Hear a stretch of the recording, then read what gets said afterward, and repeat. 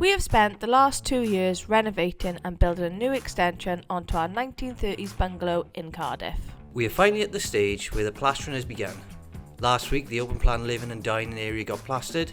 Let's see what we are up to this week. Right guys, so the plasterers completed all the extension. They next going to be moving in this room, the front room, so we've got to prepare these walls. So the plan is, chase this last, chase out for the electrics and put the socket in. I just need to hack back some of this old mortar here because it steps proud past the plasterboard. And once that's done, I can then board up this doorway and blue brick the walls.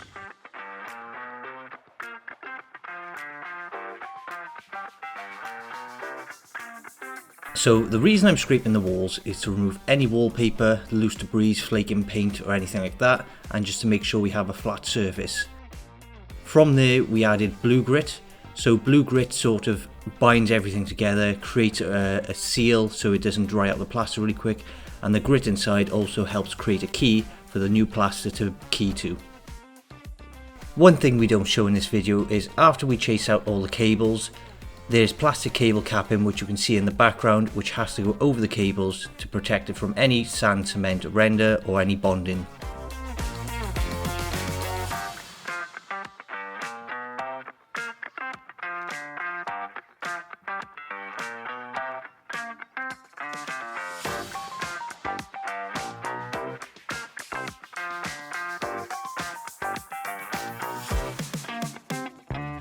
We've finished scraping the walls back, I finished chasing out the channels. I do need to put the back boxes in, but I can wait till later. I've jumped onto this doorway now, which I need to block up. So all I've done is I need to make a frame to go inside this.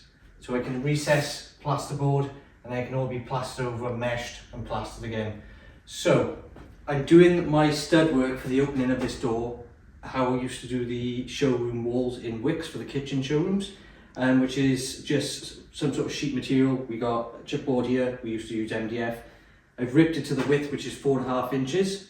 I've cut the sole plates and head plate, and I've got the legs now, so I'm just going to glue, pin them all up, slot her into place, foam and pin everything in.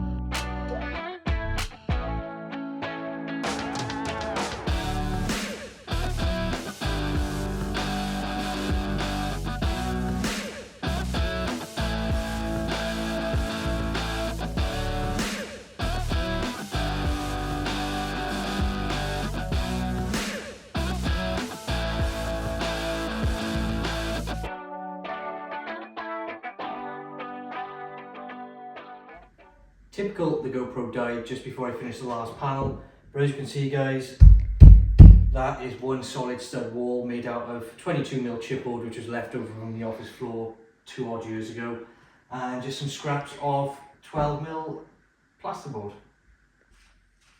So guys, I've got to go on the other side of this wall and take out some blocks from the old shower wall. I want to do it now before it gets skimmed because I was hacking off all up by here and I noticed there's a hairline crack just along the ceiling there on a join right next to where I was knocking, so I just want to be careful I don't crack any plaster on this side. I want to do all the sort of heavy banging and demolition work before it gets skimmed on Monday. So yeah, that's where that crack is, from the very corner of the skylight to the very corner of that wall. Perfect join on the plasterboards. And then this is the wall, all that's just going to get sealed. But I need to get all these, I don't know, the headers or whatever out of the wall. So just stitch drill them out carefully. And this is the back side of the stud wall. So as you can see, this is 120mm stud. Well, I say stud, it's 22mm chipboard, and that is rock solid.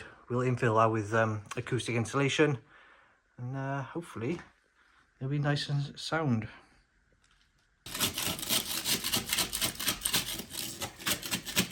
Right guys, well Natasha's listening to a podcast and doing some food.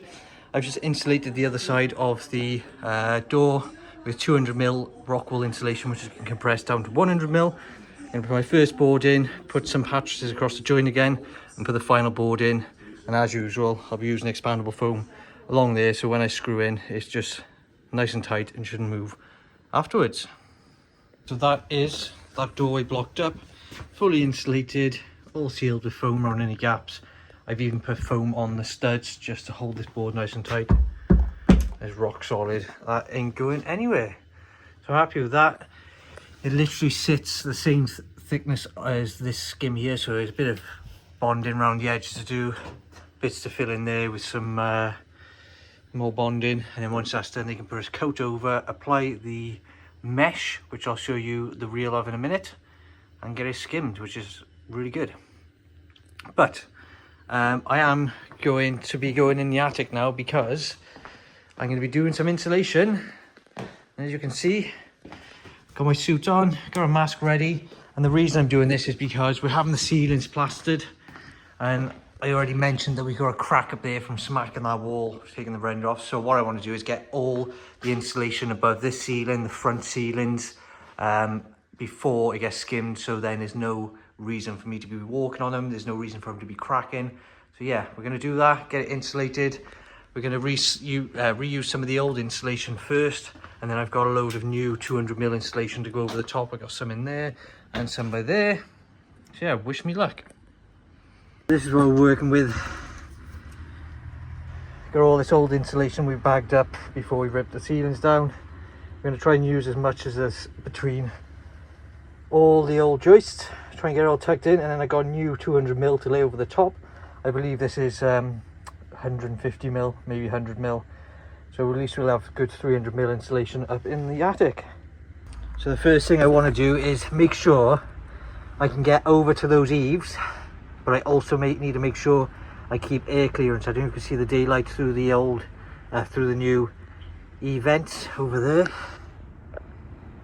That's letting fresh air up into this attic, making sure there's no condensation build up, making sure it stays dry.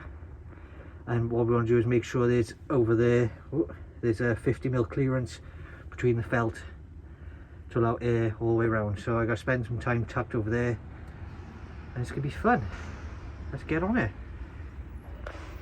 That is the two layers. I got the 100mm jammed in between all the ceiling joists, and then I've got the 200mm loose lay on top.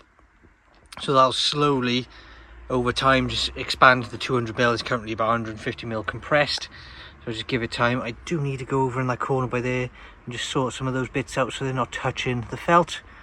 But I don't know if you can see down right over there, we've got airflow below the rafters, good 50 to 100mm, and that's how it's going to go throughout the entire attic.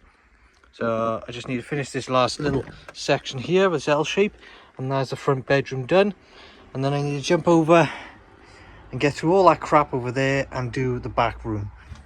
Hi guys, this is over the snug area, which I'm trying to insulate, but Jesus Christ, it's hard. That may look big, but look how big that gap is. It's only twice the length of my foot, and I've got to, well, I am getting in here. So I found some 100mm I'm going to double up on, and yeah, try and get all this insulated. That's the main area. There's a little area here under all this we've got to insulate. That's the front room over there, which can be done before it gets plastered another time. But even though it's 4 degrees outside, guys, we're in one of these suits, a mask, and working in this loft void. It is absolutely boiling. So I just get a little bit more insulation over there, get 100mm on top, double it up, and go from there. I do not envy people who do this for a full-time job. It's Monday morning and the plasterers are in today. They're going to plaster this wall, and the ceiling. And then this is in the snug area. And then as well this week, as well as doing the snug area, they're going to be doing the bedroom, which is really exciting. So Rhys worked really hard yesterday, prepping everything for them. And yeah, we'll just see how they get on.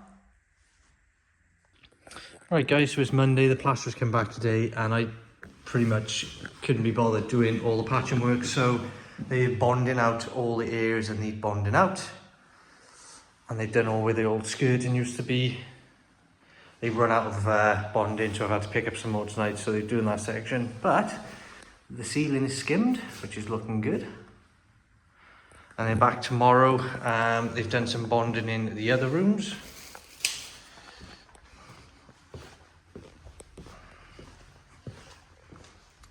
So they've prepped out this area as well. They've filled in all the chases that need filling in. Down under there, all around the edges. So, hopefully tomorrow they might even do this ceiling. So we're slowly getting there, guys. Really happy with the plastering.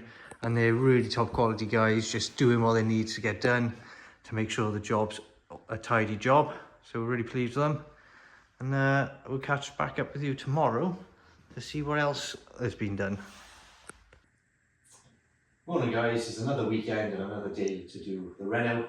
So the plasterers have been, this has gone week 4 days again. They've completed all this snug area, they've done all the steel, these walls and the alcove of the fireplace, which looks pretty good. Still drying out just about, as you can see. So I'm going to take you to the front room where it's completely finished, which will be the nursery for the baby.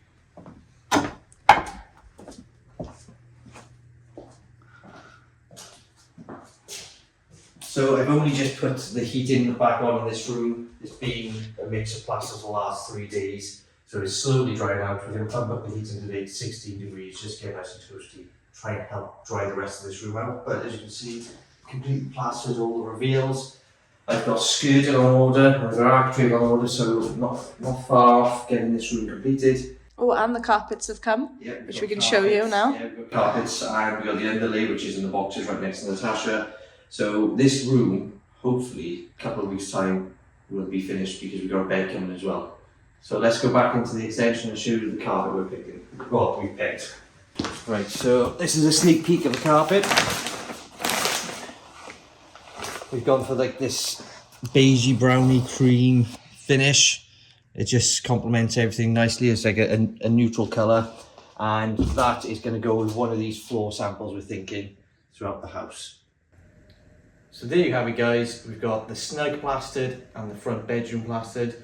Now it's time to work on next week's video, which is preparing the front master bedroom and the bathroom for plastering. Thanks for watching guys, and as always, don't forget to subscribe and leave a comment down below. And if you like this video, give it a thumbs up, and we'll see you in the next one.